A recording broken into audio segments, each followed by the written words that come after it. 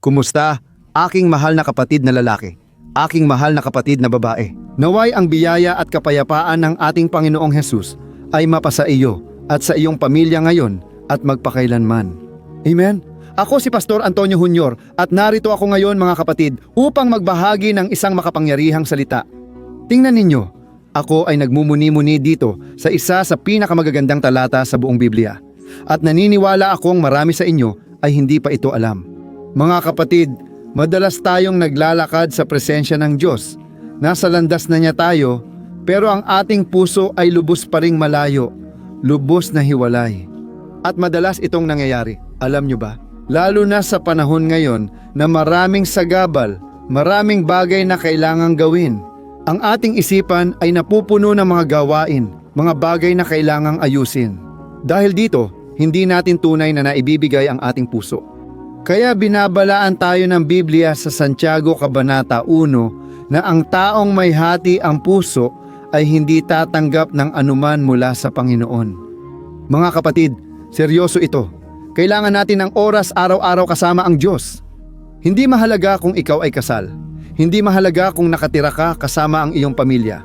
Kung marami kang tao sa paligid mo, napakahalaga na maglaan ka ng ilang minuto para mapag-isa, para mag-focus sa presensya ng Diyos, para magdasal, para makilala mo ang kanyang salita. At kaya araw-araw, dito, sa panalangin sa umaga, sa panalangin sa gabi, palagi akong nagdadala ng aral. Dahil ito ang magpapakalma sa iyong puso, ito ang magpapabanal sa iyo, ito ang maghahanda sa iyo para sa sandali ng panalangin. Amen? At higit sa lahat ang salita. Nagdadala ito ng pananampalataya dahil ayon sa Biblia, ang pananampalataya ay nagmumula sa pakikinig sa mensahe ni Kristo. Kaya, babasahin ko ang isang espesyal na talata ngayon at may gusto akong sabihin sa iyo. Gaano man kaakit-akit ang mundo, maglaan ka ng oras na mag-isa kasama ang Diyos. Araw-araw dito kasama ko hinahanap ang Panginoon. Makikita mo na ang pinakamalaking kagalakan sa iyong buhay ay ang makipag-ugnayan sa Diyos. Amen? Nakikita ko ang mga komento ninyo. Tuwang-tuwa ako kapag napapansin kong nasa tamang landas tayo. Mga kapatid, may pagkukulang at kasalanan tayo sa iba't ibang paraan, pero napakalaki ng biyaya ng Diyos. Ang awa ng Panginoon ang dahilan kung bakit hindi tayo nalilipol. At dahil dyan, araw-araw nandito tayo. Dahil ang Diyos ay Diyos ng habag, Diyos na ayaw tayong paratangan, ayaw tayong batuhin. Hindi siya may hawak na kidlat sa kamay na gustong parusahan tayo sa unang pagkakamali natin. Hindi ganoon, mga kapatid. Si Jesus ay humarap sa babaeng nangalunya. Sinabi ng mga relihiyoso, Jesus, ayon sa batas ni Moises, dapat naming batuhin ang babaeng ito dahil nahuli siya sa pangangalunya. Pero sinabi ni Jesus, ang sinumang walang kasalanan, siya ang unang bumato. At noong sandaling iyon, isa-isa nilang ibinaba ang mga bato at umalis sila isa-isa. Lahat tayo ay nagkakamali at may kasalanan. Ayon sa Biblia, ang nagsasabing wala siyang kasalanan ay ginagawang sinungaling ang Diyos. Dahil sinabi ng Diyos na tayong lahat ay nagkakasala araw-araw. At ano ang kailangan natin? Ang biyaya at kapatawaran niya. Hindi ito dahil sa ating sariling kakayahan o karapatan. Sa langit, hindi mo makikita ang mga taong karapat-dapat, mga taong higit sa karaniwan. Hindi. Doon, makikita mo ang mga makasalanan na nakatagpo ng pagsisisi at kaligtasan kay Jesus. Amen? Sige, magsisimula na tayo. Hinihiling ko lang na i-click mo ito sandali sa button na mag-subscribe. Sa tabi, may lalabas na kampana, i-activate mo ang notifikasyon para hindi mo ma-miss ang mga video na ipopost ko. Ayos ba? Piliin mo ang opsyong lahat. Napakahalaga nito para matanggap mo talaga lahat ng mga abiso. Ayos ba? Mga kapatid, gusto kong basahin kasama ninyo ang nakasulat sa Efeso, Kabanata 2, talata 3 hanggang 5. Bigyang pansin ang sinabi ni Apostol Pablo. Sinabi niya ito, tayong lahat ay namuhay, tulad ng iba sa mundo, na sumusunod sa matitinding pagnanasa at hilig ng ating likas na pagkatao. Tayo ay, sa ating likas na kalagayan, karapat-dapat sa puot ng Diyos tulad ng iba. Ngunit ang Panginoon ay napakayaman sa awa at labis ang kanyang pagmamahal sa atin, kaya kahit tayo'y patay dahil sa ating mga kasalanan, binigyan niya tayo ng buhay kasama ni Kristo. Sa biyaya kayo naligtas. Amen? Dito mga kapatid, sinasabi ng Apostol Pablo, tingnan ninyo, tayong lahat ay namuhay sa isang masamang paraan, nakatuon sa kasalanan. Kahit na siguro bago mo nakilala si Jesus, hindi ka naman ganon kasama o makasalanan. Alam mo yon. Pero ikaw, sa ilang pagkakataon, nagsinungaling ka. Sa ilang pagkakataon, naghangad ka ng hindi sayo. Sa ilang pagkakataon, hindi mo minahal ang Diyos higit sa lahat ng bagay. Kaya, mga kapatid, tayong lahat ay karapat-dapat sa galit ng Diyos. Salamat sa Diyos dahil dumating si Jesus sa mundo at inialay ang sarili para sa ating mga kasalanan. Binayaran ang ating pagkakautang. Ito ay pagbubuhos ng dugo. Dahil ayon sa Biblia, kung walang dugo, walang kapatawaran ng kasalanan. Sa lumang tipan, naglaan ang Diyos ng paraan para makipag-ugnayan ang tao sa Kanya. Paano ito nangyari? Sa pamamagitan ng tipan ng dugo, minsan sa isang taon, ang pari. Dapat niyang ialay ang kordero para sa sarili niya at para sa bansa, at pagkatapos ang dugo ng hayop na iyon. Tinatakpan nito ang kasalanan ng mga tao. Pero nang dumating si Jesus sa mundong ito, sinabi ng pinsan niyang si Juan Bautista, iyan ang kordero ng Diyos na nag-aalis ng kasalanan ng mundo. Kaya mga kapatid, si Jesus ay namuhay sa lupa kasama ang mga makasalanan ngunit kailanman hindi nagkasala. Sinubukan talaga ng dyablo, tinukso siya ni Satanas sa disyerto at sa iba't ibang paraan. Pero si Jesus, nanatili siyang tapat sa kanyang layunin at hanggang sa sandali ng krus, tunay niyang inialay ang kanyang sarili. At sa sandaling iyon, nabuhos ang dugo. Mga kapatid, ang dugo ni Jesus ang pinakamahalaga at pinakamakapangyarihan sa mundo. Nililinis at pinoprotektahan tayo nito. Sa totoo lang, nitong mga nakaraang araw, nagkukwento ako, nagbabahagi ng isang kwento sa anak kong lalaki at sa anak kong babae tungkol sa dugo ni Jesus. May narinig akong matinding patotoo mula sa isang matandang babae, mga kapatid. Isa siyang Kristiyanong babaeng makadiyos, mapanalanginin at mag-isa sa bahay. At tuwing matutulog siya, hinihiling niya na balutin siya ng dugo ni Jesus. At sinasabi niya, Jesus, balutin mo ako ng iyong dugo. Protektahan mo ako, mga kapatid. Ang hindi niya inaasahan ay na sa isang gabi, may magnanakaw na papasok sa kanyang bahay, pero ang magnanakaw. Nang pumasok siya sa bahay at napansin niyang may isang ginang na natutulog doon sa kwarto. Sobrang nagulat siya at dahil sa sobrang gulat, tumawag siya sa pulis. Isipin mo, ang magnanakaw pa ang tumawag sa pulis at sinabing, dali-dali kayong pumunta kasi kakakita ko lang sa isang matandang ginang na parang patay at punong-puno ng dugo. Mga kapatid, sa sandaling iyon, pinayagan ng Diyos na makita ng magnanakaw ang nangyayari sa espiritual na mundo. Kaya naman siya ay sobrang nataranta. At sa totoo lang, siya ay nahuli. Sa bandang huli, ano nga ba ang ginagawa niya sa bahay na yon? Matagal ko nang narinig ang patotoong ito at napakaganda para sa akin. Dahil madalas, hindi natin namamalayan ang proteksyong natatanggap natin. Pero nangyayari talaga ang proteksyong iyon. Mga kapatid, kapag ang puso natin ay nagsisisi, kapag ang puso natin ay nasa kay Jesus, handang lumakad kasama siya. Amen? Ipinapangako ng Biblia na ang dugo ni Jesus ang maglilinis at magpoprotekta sa atin laban sa kasamaan. Kaya mga kapatid, tulad ng sinabi ko, ibinuhos ni Jesus ang kanyang dugo para sa atin sa krus ng Kalbaryo. Ngayon, hindi na natin kailangang mabuhay na parang kinokondena o nawawala ng pag-asa. Hindi tayo tatanggapin ng Diyos, hindi niya tayo patatawarin. Dapat nating angkinin ang katuwiran ng Diyos at ang katuwirang ito ay ipinahayag kay Jesus. At patuloy na sinasabi dito sa Biblia, dahil sa biyaya kayo ay naligtas. Mahal na mahal tayo ng Diyos at napakayaman niya sa awa na kahit nung tayo'y patay pa sa ating mga kasalanan, binigyan niya tayo ng buhay kasama ni Kristo. Amen? Kaya isulat mo dito sa mga komento, ako ay nilinis sa dugo ni Jesus. Kung ibinigay mo na ang buhay mo kay Jesus, maniwala ka na nasa iyo ang kanyang dugo. Amen? Kapag tiningnan ka ng Diyos, hindi ka na niya nakikita pati mga mali mo, kundi ang dugo ni Jesus na siyang kabayaran sa kasalanan mo.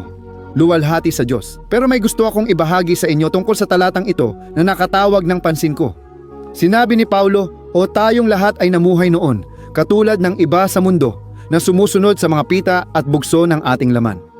Mga kapatid, may halimbawa ako. Pakinggan nyo. Halimbawa ikaw, ikaw babae, pupunta ka sa shopping center sa inyong lugar. Kung wala sa inyo, pupunta ka sa kalapit na bayan, tapos maglalakad-lakad ka lang doon sa mall, paikot-ikot ka lang. Alam mo yon, pupunta ka lang doon, walang inaasikaso o interes sa kahit ano. Pero bigla kang makarating sa isang tindahan at makakakita ka ng magandang display. May mga bag at sapatos. Sa oras na yon, magsisimula kang mag-isip, parang kailangan ko ng bagong bag, kailangan ko ng bagong sapatos. At pagkatapos, natutokso ka na ng mga iyon, kaya pupunta ka na roon. Bumili ka, minsan bibili ka pa ng mga bagay na hindi mo naman talaga kailangan. O kaya bibili ka ng mga bagay na hindi mo naman kayang bayaran. Tapos gagamitin mo ang credit card mo, huhulugan mo pa, at pag uwi mo sa bahay, saka mo lang marirealize ang lahat. May isip mo, bakit ba ako umakto ng padalos-dalos na naman? Bakit ako nadala sa tukso ng pagbili, di ba? Sa kasakiman, sa pagiging konsumidor, alam mo yon. Ganon din ang tao. Ako na mismo magsasabi, mahina ako sa matatamis, minsan busog na ako. Kakatapos ko lang magtanghalian, pero kapag may nag-alok sa akin ng matamis, mga kapatid, nako, kapag may nag-abot sa akin ng tsokolate, nababaliw na agad ako at gusto ko na agad tikman. Pumupunta ako doon at minsan nakakakain ng 1, 2 o 3 piraso. Pagkatapos, nararamdaman ko ang pagsisisi at iniisip na dapat magbago sa susunod. Mga kapatid, sabi ni Apostol Pablo, dati tayong namuhay ayon sa pita ng laman at sa gusto ng ating puso. Pupunta ka roon at gagawin mo. Tapos naaalala ko noong nagbagong loob ako, kailangan kong talikuran ang maraming bagay. Sanay ako dati na gawin ang gusto ko tulad ng makipagrelasyon sa mga babae. Kaya kung gusto kong makipagrelasyon sa isang tao, lalapitan ko siya at makikipagrelasyon. Hahalikan ko siya at ganoon. Pagkatapos kong magbagong loob, naisip kong hindi na ako nabubuhay para sa sarili ko. Kailangan kong mabuhay para kay Jesus. Kailangan kong sundin ang salita ng Diyos kasi wala na itong halaga sa akin. Hindi na ganoon ang pamumuhay ko. Alam mo yon. At doon, dumarating ang presyo na kailangan mong bayaran. Ang presyo ng disiplina, ang presyo ng pagtanggi sa iyong laman, sa iyong mga kagustuhan. Alam mo yon. At ayun, mga kapatid, hindi madali, pero sulit kapag isinuko mo ang kahit ano para sa pagmamahal mo sa Diyos. Dahil ginagantimpalaan ka niya ng higit pa sa hinihingi niya sa iyo. Lagi siyang may iniisip na gusto niyang gawin sa buhay mo. At minsan, tinitingnan ng Diyos ang maliliit mong pagsunod para mailagay ka niya sa maraming gantimpala, sa maraming biyaya na inihanda niya para sa buhay mo. Amen? Ganon din, di ba? Kung paano tayo naglalakbay. Naglalakad tayo sa mall ng walang plano o layunin. Kaya nauuwi sa paggawa o pagbili ng hindi naman nating gusto o kailangan. Ganon din sa ating buhay Kristiyano. Mga kapatid, kapag inialay natin ang buhay kay Jesus, nililinis niya tayo at binibigyan ng bagong puso at simula. Pero patuloy niya tayong binibigyan ng kapangyarihang pumili, ang malayang pagpapasya. At dito mga kapatid, may pagpipilian tayo na gawin ang nakalulugod sa Diyos at ang hindi nakalulugod sa Kanya. Binibigyan pa rin tayo ng Diyos ng ganitong pagpipilian. Alam mo ba kung saan susubukan ng dyablo? Kapag sinimulan kanyang tuksuhin gamit ang parehong mga kasalanan na dati mong ginagawa bago mo makilala si Jesus. Naintindihan mo? Ang dyablo, susubukan kanyang hulihin sa puntong iyon, sa mga kasalanan na alam niyang doon ka mahina, na mas mahina ka kaya mag-ingat ka ng mabuti. Nararamdaman ko sa puso ko na marami sa inyo ay ganito, nasa gilid na ng bangin. Halos gumawa ng hindi kalugod-lugod sa Diyos. Huwag mong gawin yan. Magdasal ka. Hingin mo sa Diyos na alisin sa iyo ang pagnanasa sa mga bagay ng mundo. Amen? Maliwanag sa Biblia ang halimbawa ng isang lalaking lingkod ng Diyos. Isang lalaki ayon sa kanyang puso. Pero isang araw, nagsimula siyang maglakad-lakad sa palasyo na walang layunin, walang direksyon. Dagdag. At alam naman natin mga kapatid, ang walang laman na isipan ay gawaan ng demonyo. Noong oras na yon, naglalakad siya na parang walang pakialam, pero may nakita siyang magandang babaeng naliligo at mula noon, nagbago ang buhay niya. Bakit? Nakipagtalik siya sa babaeng iyon, ipinapatay pa niya ang asawa nito at alam na natin ang mga sumunod na nangyari. Mismong pamilya ni David ang nag-alsa laban sa kanya. Pagkatapos ay umalis siya. Dumating ang parusa, dumating ang bunga ng kasalanan. Lahat ng ito dahil isang araw naglalakad siya ng walang direksyon, walang layunin. Kaya araw-araw mga kapatid, dapat may layunin tayo. Ngayon, lalakad ako kasama ang Diyos. Ngayon kakainin ko ang salita at magdarasal pa ako. Amen. Luwalhati sa Diyos. Umaasa akong naintindihan mo ito. Magdasal na tayo. Gusto kong pahiran ng langis ang aking mga kamay. Gusto kitang pahiran kahit malayo ka. At hinihiling ko rin na pagkatapos ng panalangin na ito, ibahagi mo ito ipadala mo sa iyong mga kaibigan at pamilya. Tama ba? Tara, magdasal tayo. At kung maaari, ilagay mo na dyan ang iyong kahilingan sa panalangin dahil ipagdarasal ko ang iyong kahilingan. Mga kapatid, kailangan nating maniwala na ang Diyos ay para sa atin. Mahal tayo ng Diyos. Siya ay sagana sa awa. Pero hindi natin pwedeng gawing biro ang kasalanan dahil ang kasalanan ay nagdadala ng maraming masamang bagay. Maraming konsekwensya na kadalasan ay tumatagal ng buong buhay. At kung ikaw ay nagkasala na, kung ikaw ay gumawa na ng mali pero nagsisisi ka na, ngayon kailangan mo ring patawarin ang sarili mo. Maniwala ka na pinatawad ka na ng Diyos una sa lahat. At pangalawa, kailangan mong patawarin ang sarili mo. Huwag mong pahirapan ang sarili mo. Huwag mong sisihin ang sarili mo. Kundi maniwala ka na ang kaligtasan ay dahil sa biyaya. Hindi dahil sa sarili mong gawa. Hindi dahil sa ginawa mo o hindi mo ginawa. Patuloy kang minamahal ng Diyos sa parehong paraan. Kaya tanggapin mo ang kapatawaran ng Diyos. Amen? Itaas ko ang kamay ko, ipikit mo mata mo at ipagdarasal kita. Ngayon, kaluwalhatian sa Diyos Panginoon, aking Diyos at aking Ama, inilalagay ko ang aking sarili sa iyong kamanghamanghang presensya. At nais naming aking Diyos magpasalamat sa iyo para sa panibagong araw ng buhay. Nagpapasalamat kami sa iyo sa hangin na nilalanghap namin, sa aming kalusugan, pamilya, at higit sa lahat kay Jesus na dumating sa mundo. Namatay para sa aming mga kasalanan at muling nabuhay sa ikatlong araw, O Jesus. May utang kami habang buhay. Hindi namin kailanman kayang bayaran ang utang na iyon dahil ang aming buhay ay hindi nabibili. Hindi ito maaaring makuha sa sariling sikap. Ang ating kaligtasan ay matatanggap lamang sa pamamagitan ng pananampalataya, sa pamamagitan ng biyaya. Iyan ang turo ng iyong salita, O Diyos. Kung wala ang iyong biyaya, wala sa amin ang maliligtas o magkakaroon ng pagkakataon sa kapatawaran at kaligtasan. Purihin ang Panginoon na nagbigay tagumpay sa atin sa pamamagitan ni Kristo. O Jesus, salamat sa kapatawaran at pagbabagong dulot mo sa aking buhay. Maraming taon na ang nakalipas, tinanggap ko ang biyaya at awa ng Panginoon sa pamamagitan ng isang simpleng panalangin. Binago ng Panginoon ang buhay ko. Hiling ko rin ito para sa iyo. Jesus, patawarin mo ang mga kasalanan ng iyong mga anak. Patawarin mo, Jesus, ang daming pagkakamali, ang daming maling nagawa, O Panginoon. Sa tingin ko ngayon, Ama, maraming lalaki at babae na tulad ni Jonas. Tumakas sila sa iyong presensya at lumayo sa Panginoon. Ngunit ngayon, nakikinig na sa panalangin. O Jesus, hilahin mo ang pusong ito papalapit sa iyo. Ibalik mo ang mga taong ito, Ama, na madalas iniisip na kailangan muna nilang baguhin ang kanilang ugali, na kailangan muna nilang magdasal ng mas madalas. Ngunit Panginoon, sinabi ninyong naparito kayo para sa mga may sakit, hindi sa malulusog, at para hanapin ang mga makasalanan at dalhin sila sa pagsisisi. O Jesus, ikaw ang mabuting pastol na nagbibigay buhay at iniiwan ang 99 para sa tupa. At hinahanap mo lamang ang tupa na naipit sa mga bato na nahulog sa butas. Jesus, ikaw ang mabuting pastol na kinakalong ang nawawalang tupa sa iyong mga balikat at ibinabalik sa iyong presensya, O Panginoon. Naniniwala ako na sa ngayon, may mga buhay na naaabot, napapalaya at napagagaling.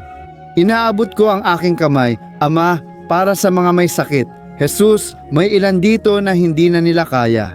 Parang napakatindi ng sakit, parang napakalakas ng pagod at panghihina, at hindi na makahanap ng lakas ng loob ang taong ito. Diyos ko, para bumangon mula sa kama, para bumangon mula sa higaan ng ospital. Jesus, dalhin mo ang ganap na kagalingan. Panginoon, kung ang sakit na ito ay may pinagmulan na espiritual, dahil ba ito sa anumang pagsuway? Patawarin mo, Panginoon, ang mga kasalanan. Itinataboy ko ngayon sa sandaling ito ang lahat ng akusasyon ni Satanas na nagsasabing hindi mahal ng Diyos ang taong ito, na hindi siya pinatawad. Pinapalayas ko ang lahat ng kasinungalingan ng kasamaan, lahat ng espiritu ng kamatayan na nagpapadala ng mga palaso, nagpapadala ng mga kaisipan ng pagkatalo, mga kaisipang wala ng pag-asa. O aking Diyos, maawa ka sa iyong bayan. O aking Diyos, maawa ka sa iyong bayan sa araw na ito. Panginoon, aking Ama, kailangan ka namin, Ama, kailangan namin ang iyong biyaya, ang iyong awa, O aking Diyos. Kaya kong manatili rito ng matagal, hinahanap ang iyong presensya. Nakakaramdam ako ng bagong lakas mula sa Espiritu Santo. Nakatuon kami sa Panginoon At ang Panginoon mismo ang nagsabi sa iyong salita, hanapin mo ako at ako'y inyong matatagpuan kapag hinanap ninyo ako ng buong puso ninyo. O Panginoon, nais ka naming matagpuan. Diyos ko, kailangan ka namin, Ama ko. Ilang tao ngayon ang nagsasabi na pagod na sila, hindi na nila kaya, may problema sa pamilya, problema sa mag-asawa, kakulangan sa pera, kakulangan sa pag-asa. Panginoon, tulungan mo kami o Diyos. Kailangan namin ang iyong tulong, ang iyong proteksyon. Bakit po, Ama ko, maraming tao ang hirap matulog, humihiga sila sa isang tabi, lilipat pa sa kabila. Hindi dumarating ang antok. Jesus, maawa ka Panginoon sa iyong bayan. Bigyan mo po Panginoon ng isang pinagpalang gabi ng mahimbing na tulog. Bigyan mo ang taong ito, Diyos ko, ng masayang araw, araw na may layunin. Sana araw-araw ay may layunin na siya sa halip na maglakad ng walang direksyon. Lalakad ako kasama ang Diyos, aking Ama. Selyuhan mo ang panalangin na ito at naway ibuhos ang langis ng pagpapahid sa bawat tao upang maramdaman nila ang iyong paghipo, aking Diyos. Hindi dahil sa akin, kundi dahil sa pangalan ni Jesus, na higit sa lahat ng pangalan, higit sa anumang pangalan ng sakit, higit sa anumang problema. Narito ang iyong pangalan. Jesus, gawin mo ang iyong gawain at luwalhatiin mo ang iyong sarili. Luwalhatiin mo ang iyong banal na pangalan sa pangalan ni Jesus na aking ipinapanalangin. At nagpapasalamat na ako sa iyo sa lahat. Amen. Luwalhati sa Diyos. Aleluya.